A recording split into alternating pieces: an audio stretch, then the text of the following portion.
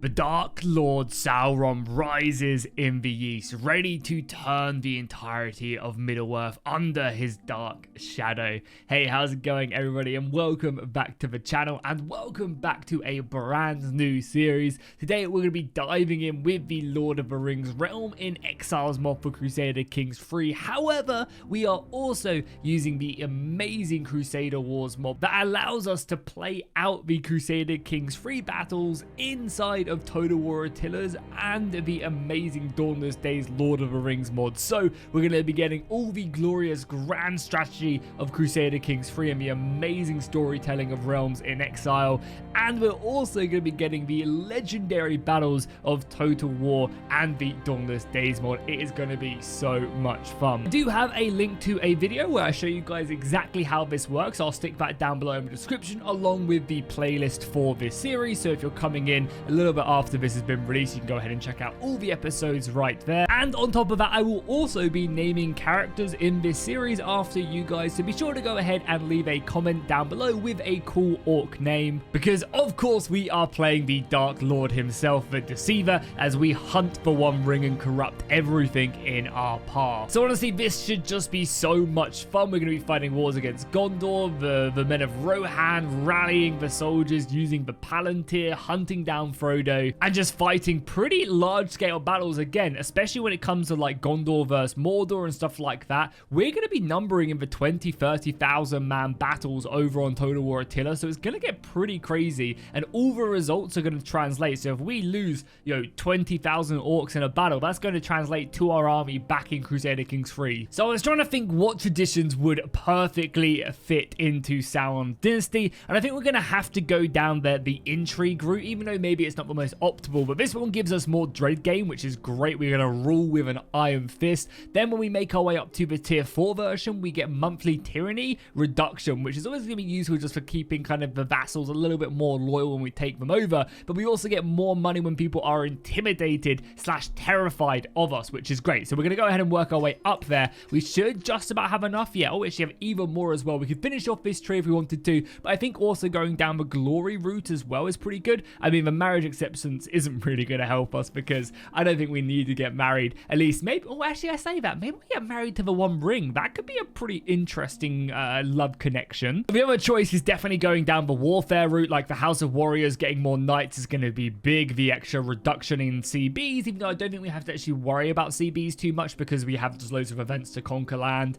and stuff like that. So yes, between that and glory, getting the extra knights, the extra monthly prestige is going to be good. That's going to allow us to declare more wars. I think that's what we're going to go down. We actually have, yeah, there you go, boom. So that's going to be nice, and then next time we're going to go and grab this up because there is nothing for completing an entire route, right? And yeah, this one isn't that good. So next I think we're gonna probably go down the torturer route and start leveling that up because there's some really good bonuses, like the fear tax is going to be great for just amassing a massive army. Thriving in chaos will be really good, even though I don't actually think we get stressed at all because we are the Dark Lord himself. The dread decay is basically just going to keep us there forever, which is nice. We could also go down a military route as well. Maybe the overseer will be good, but we're going to be controlling, that's also dread gain as well. Yeah, okay, we're going to go torturer and then probably a wrap up over there. Let's go intimidation. We're going to intimidate the world in our glory. So next we also have to apply a court physician, and I mean, what better than a Nazgul, you know? Imagine you're just dying out on the battlefield and then good old Corahil, the blind sorcerer, arrives to go and tend to your wounds. I mean, who else would you prefer to do that? I mean, I know I definitely feel like I will be in good hands. We can also apply some champions as well. We will definitely go ahead and do this. This will allow them to go out and basically earn their own fortune and gain some extra bonuses. We can also apply some extra successions as well, which we will do. Again, recruiting more knights. We do actually need more knights in our army. We've obviously got the Nazgul as well, who are just gonna,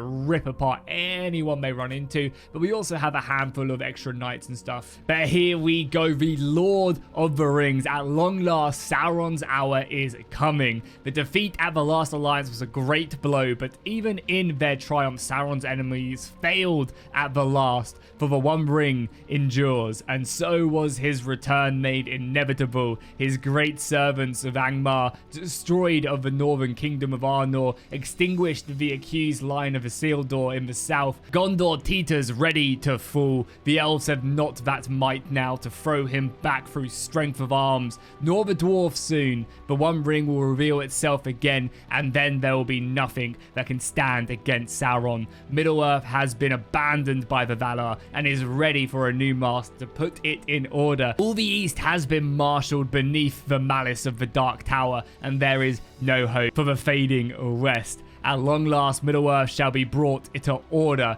Okay, here we go. We start. So one thing I want to do really right off the bat is we can use sorcery in our Dark Tower, which is nice. We can go ahead and do it in Barad-dûr, or we could choose to go out into the wilds, which is a little bit more risky. We're going to stay in Barad-dûr. I mean, that is obviously, we have a lidless eye, and we have a few spells we can cast. A lot of these are going to be really, really useful. I haven't really messed around with some of them, but again, you can like cause darkness in enemy territory, which is really, really powerful. You can go ahead and raise armies and scorch earth and dead and ward chiefs and more knights and stuff. We're going to go ahead and just do a simple one to kick ourselves off. We're going to go ahead and call the horde. This is basically going to go ahead and just raise us some event troops, which are going to be really useful because the more men we have, the better chance we have of winning battles in TW Atilla. We're going to go ahead and perform this ritual. Hopefully it goes ahead and does a good job. And then we have a court to go ahead and deal with. We have a war chief right here who is looking to go out on an adventure. Oh no, he is just giving me his oath. I mean, he doesn't really have a choice, right? Like, he is mine regardless of what happens. One thing that is a little bit silly, though, is the hold court system. Sauron doesn't have a Barad-dûr custom scene yet. There are beautiful ones.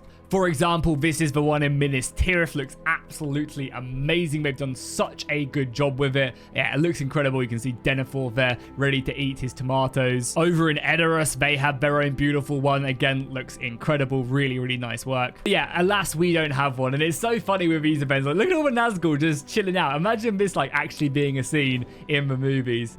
And, like, imagine, like, the mouth of Sauron complaining to Sauron himself that there's a funny smell. I mean, it's probably all of these stinking orcs lying around, or maybe the sulfur from, you know, the heavy industry in the lands of Mordor. Alas, it is funny nonetheless, and we have so much money that, yeah, of course, I'll keep the mouth of Sauron happy, and I'll go on my merry way. Oh my god, some of these court events are just so funny when it comes to Lord of the Rings, and like, we are the Dark Lord himself, the most powerful being in Middle-earth. Well, one of the most powerful beings in Middle-earth, you know, shout out to my boy Tom Bombadil. But we basically have this orc calling me a coward and a monster for sending him to die. Okay, let's give him single combat. I'm gonna rip him apart. Like, who does... Imagine if he kills me.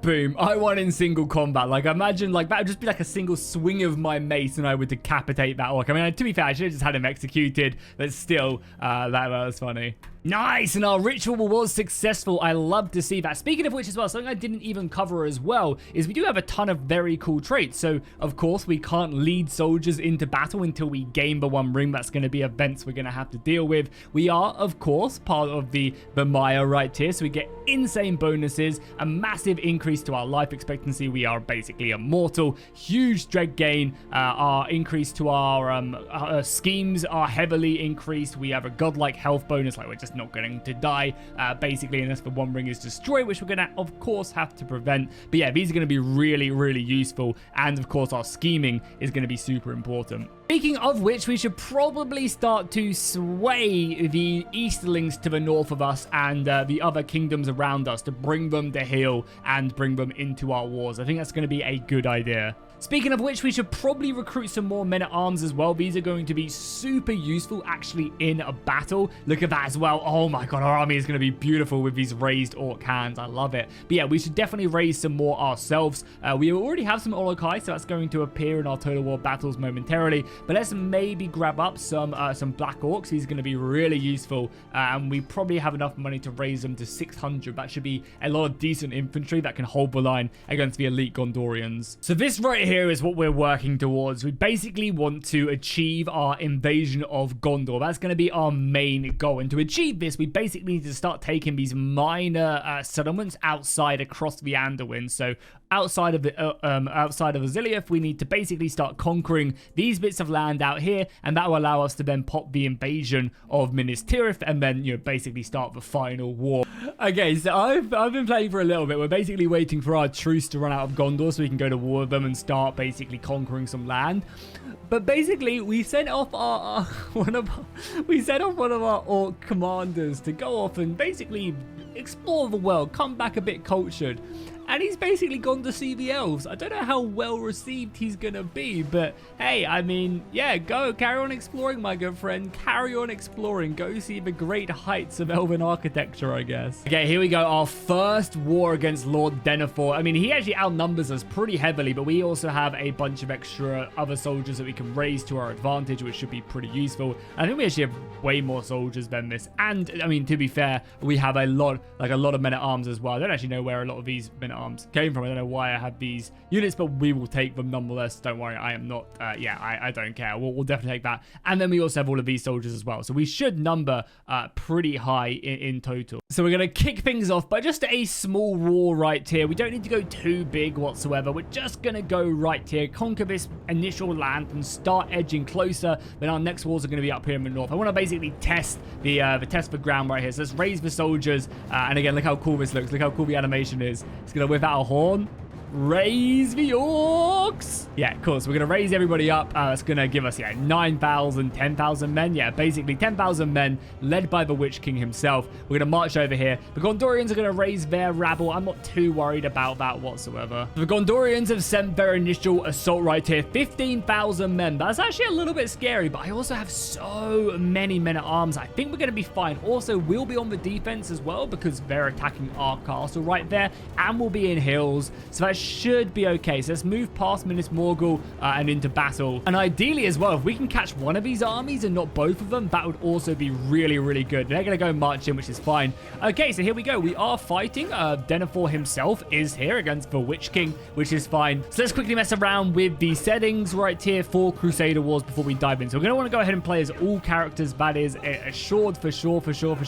I think everything else is pretty standard. Our battle size is 100%, 40,000 men at tops. We're going to be fighting a pretty large scale battle. This is going to be like 30,000 soldiers in our first battle, which is going to be pretty crazy. But let's just dive into it. Okay, so here we are in a battle, and oh boy, is it a big one. Like right off the bat, we have so many soldiers. We are outnumbered by 400, but I definitely think we have the advantage here when it does come to units. So this is basically our 10,000 soldiers. We have a bunch of these pretty bad levies. These are just going to be our goblin warriors, nothing special whatsoever. They're there to hold the line, and they're only hopefully going to be going up against Gondor militia. That's the majority of the Gondorian army. But as we continue to go down, we have some orc warriors. Again, these guys, nothing special. I might as well click play as well because the AI takes a little wait time to kind of get to us.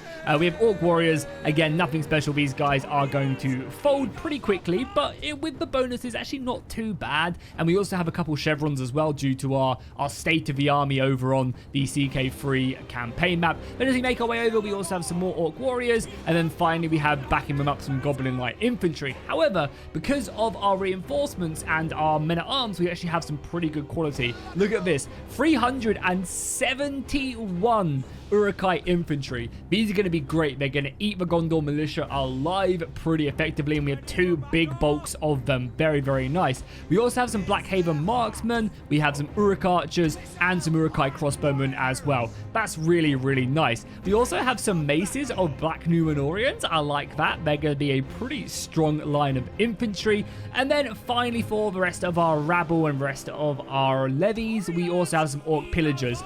Not just some though, we have about 2,000 of them. That's great. These guys, awesome shock infantry. As I said, they will tear the base infantry of Gondor down alive. And then finally, we also have some Servants of the Eye. These are going to be our heavy Black Numenorian cavalry. We have two units of these. These are basically our knights that have been translated into heavy cavalry. This is the unit we get for having our knights. So the more knights we have, the more of these guys we get. And then finally, we also have the Witch King himself leading the army. So our cavalry is really deadly. Going up against us, though, we have a pretty large-scale Gondorian army. They're basically mainly set up of Gondorian Gondorian militia, but they also have a very heavy backbone of Citadel Guard. That's, again, the majority of their elite soldiers is Citadel Guard. So a very defensive army, but a very, very deadly one. They're going to be hard to kill. We're going to have to utilize our cavalry as well as everything else. Okay, there we have it. The Gondorian army is coming into view, and I mean, look at it. So again, it's mainly going to be made up of a large portion of these Gondor militia, but look at all that Citadel Guard. Oh, baby. We're going to need to really put some work in. There is a lot of Citadel Guard coming out to play. Look at it all. There's thousands of them. Okay, that's a little bit scary. However, we should be okay. Let's form up. I mean, I kind of almost want to push on them now whilst we have the advantage and they're all messed up. Yeah, I think that's exactly what we're going to do. Let's push forward. Okay, the first battle lines are clashing. I mean, the first battle of the war is now erupting. And look at them Gondor militiamen charging in. The funny thing is, they're going to be like more than enough to hold us, so we're going to have to really utilize that. Okay, all of our cavalry needs to be over here. We need to deal with that general. Denethor is going to be in this unit of Knights of the Silver Swans, which just look beautiful. I mean, look at them as they go invisible using dark magic, I say. Okay, cool. And then we're going to, of course, have to get all of our missiles. I think we're going to throw these guys around the side so they can start shooting in. We're going to have to utilize like all of this to our advantage. Like, I'm taking no prisoners. We're also going to throw around our infantry. I'm going to like them back up a bunch of these other infantry. We just need to hold them here more than anything else. And then the Uruk-hai and other soldiers can come in. So yeah, that left flank is going to be our advantage. All of you guys come around this flank. All of our shock infantry come around this flank. And same with our javelins. We're basically going to have to just utilize the AI being, you know, not as good as necessarily it should be. And yeah, just hammer them with everything we've got. I mean, even using the Witch King as well to help rally, keep this rabble alive is super important. AI is going to utilize their numbers to their advantage, right? They're going to just basically smash in against our line as best as they can and hope for the best. The Uruk-hai, can we actually form any formations with these guys? We can form shield wall. I probably should put these guys on the front line, but it's fine. Oh my god, Citadel Guard charging me down. Fall back, fall back. Okay. And then just javelin the crap out of them. Yeah, you guys engage that. It's fine if they flank us. It's actually really good because we can utilize that to our advantage. These axes need just to pull through. I need you guys over here ASAP. Missiles around. Our cavalry is getting over here, which is fine. Shock infantry is getting over here. And then like the other infantry, just like get stuck in. Again, you're fighting Citadel Guard. I don't expect you to win. We'll bring this unit back. Yeah, this middle flank is going to buckle, I think, very quickly. Really quickly. We have a war cry. Again, that's not going to be of much use whatsoever. Yeah, we just have to hope for the best. Yeah, we're bringing this unit of infantry to help kind of plug this gap, but we're also using this gap just to hammer this unit of Citadel Guard. Doing a pretty good job. Cavalry around the flank immediately. We have all of his shock infantry start coming in and wrapping up. All of these guys come around. I want the missiles just like hitting into this big blob. And yeah, our cavalry can start moving around. These guys are very good. Like, this is some of the best cavalry in the game. Obviously, Knights of the Silver Swan are going to be dangerous, but hopefully not that dangerous. Just immediately make a charge here. I'm going to send the smaller unit, however, a bit further around. Yeah, we'll send the small unit around. The archers can start hammering in here. Shock infantry can get stuck in, which is perfect. We have more spears here, which is fine. Yeah, we just need to basically use our general buff here. Yeah, charge our general. Charge the general, and this cavalry can come around and deal with the missiles. Okay, we're engaging the Knights of the Silver Swan. And the thing about the Knights of the Silver Swan right here are that they have really deadly shock infantry value. But in a melee brawl, we should win this hands down. And our other cavalry will tear through this Gondorian archer militia. Yeah, they don't stand a chance whatsoever. Okay, cool. Missiles are around now. Good. Axe infantry. Continue to get stuck in here, please. Archers keep on firing in. Again, I mean, ideally you want to kill like the spear militia. Other units like that. Crossbows just keep on firing here. Yeah, we're doing okay so far. Shock infantry on this side can now start wrapping around. Oh, they've dispatched a couple units of spears here. Keep on chasing, though. Keep on chasing the unit. Cavalry. Axes get stuck in there. Nice. And we're actually already breaking a unit of Citadel Guard. No, okay. Gondor Spear Militia. Okay. These are the units we need to break. We're not going to beat this army mano al mano. We're going to need to just break them through their morale. Killing, wounding Denethor as best as we can. Dealing with them that way is going to be a much better way of winning this engagement. So yeah, focusing down the numbers, killing these spear militia. This is going to be a brutal charge. Here we go. Right into the back. Shock infantry. Boom. We love to see it. And we also need to make sure that we keep an eye on their morale as well. Because, yeah, right here would be perfect. There's war cry here. A big war cry there. Yeah, boom. Look at that. And we'll slaughter them as they run away. That is perfect. The arch unit is almost done. We're going to have to obviously avoid this unit of Citadel Guard. because they will tear us apart if we're not careful. Where? Ah, boom. There we go. Nice. Denethor is down. We need to make sure we rout his unit, though.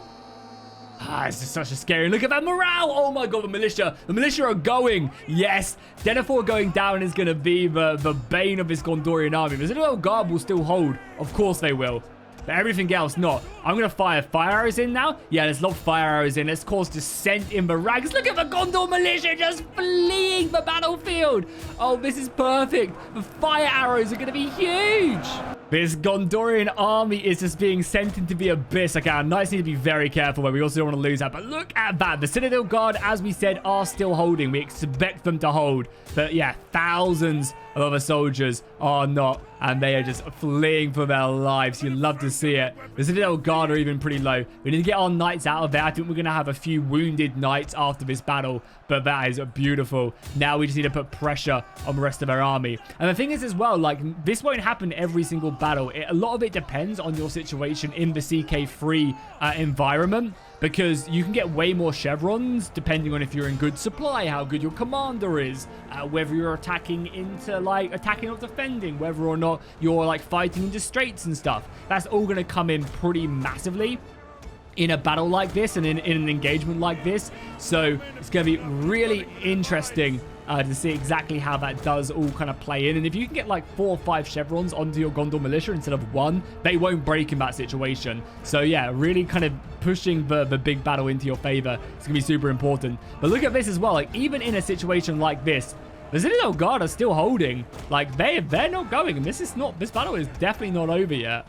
So we're actually struggling to break the Citadel Guard they're holding. I mean, much like we expect them to. Like, these are like the elite crack units of Gondor. And yeah, our units are struggling to break through. Even surrounding them with shock infantry, it's not as easy as it may look. Crossbows here are doing a great job, and that's exactly how we're going to have to deal with them. Oh, definitely another war cry here will break these guys for sure. The rest of our cavalry is just running down militia, because again, the thing is, if a lot of our units rout and then just come back, we're going to have to fight this battle over again, and they have so many soldiers. So we are trying to use our cavalry effectively there, keep on hitting them.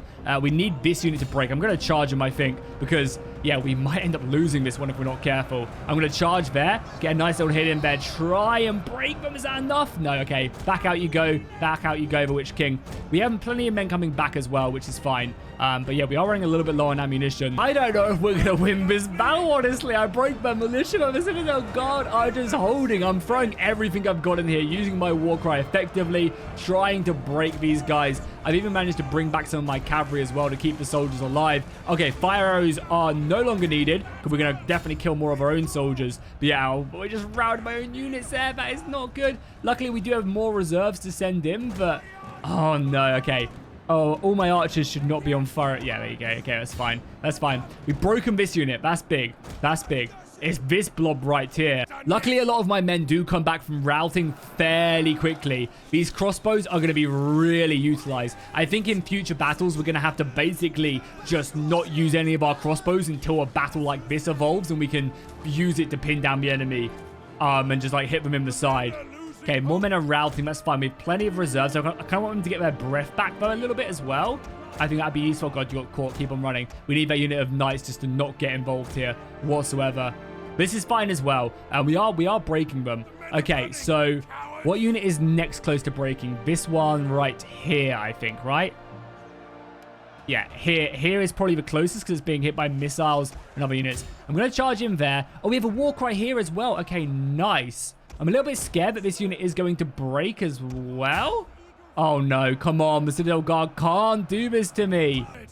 Oh, the Witch King is dead. That's going to do it. There's no way we hold this now. There's no way. The Citadel Guard, they're just too strong. They pushed us back. Not a great start to this series. We'll hit them in again. Now we can be a bit more reckless, I guess, with our cavalry and stuff, in the hopes that'll be enough to break them. And we've almost done like half the units. Okay, we learned a valuable lesson here. They had a lot of Citadel Guard, and we needed to basically save our cavalry and our missiles to deal with them. That's fine. Now we know. We lost a pretty embarrassing defeat here, but that's okay. We'll come back stronger, and we're gonna basically have to design units to deal with them as well. Yeah, we're gonna have to design units that can physically deal with like the Citadel Guards. That's how we're going to build our army. If that's what the Gondorian men-at-arms are going to be, for the most part, that's what we're going to have to kill. A valiant defeat, but a defeat nonetheless. And I'll take it. I'm fine with losing. We need to lose these battles to understand it. Yeah, look at that. The kills on the Citadel Guard will just rip through our soldiers. And yeah, we just don't have the units to specifically deal with them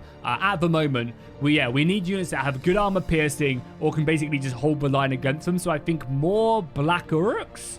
Yeah, we basically need more frontline infantry. So more of our Urukai infantry, more of our, I guess, more elite like guard rather than these guys. The shock infantry, perfect. The missiles, decent enough. But yeah, we need better soldiers. Yeah, unfortunately a defeat. I mean, both of us got wounded, right? Did anything happen to... I don't know if the Witch King gets wounded, obviously, because he's like, you know, the Witch King after all. I don't know. Either way, I mean, obviously, Denethor would have got wounded. Yeah, Denethor got wounded and scarred because he went down in battle, which is good. Yeah, unfortunately, the army did get thrown back into the pits of Barad-dûr. Oh, man, we were so close. Also, I don't know why my Ologhai didn't spawn. They should have come into the battle. Do I need maybe, like, cave trolls or something, I wonder? Yeah, I wonder if I need, like, a cave troll or something. Because there are Ologhai in Dawnless Days, so I wonder why they didn't come in. We also lost a lot of our Orc Horde as well and our Orc Rabble, which is a shame. Yeah, this unit would have been perfect to deal with the other infantry, but I guess it is. It's fine. It is what it is. Looking at other units, yeah, I'm just thinking maybe some like Orc Pikemen could be really good. I'm just trying to think. Yeah, Pikemen, Attila, amazing. So we might try and grab a regiment or two of Orc Pikemen, maybe 200 of them, and we'll stick them in one of these positions as well to give them some better stats. Bring back our army. We should replenish decently enough, I think. We'll raise any other soldiers that we have access to, and then just basically try and go back before. If they're going to stay there in siege, that's fine with us. We'll use that. Oh, and an assault on East Gondor.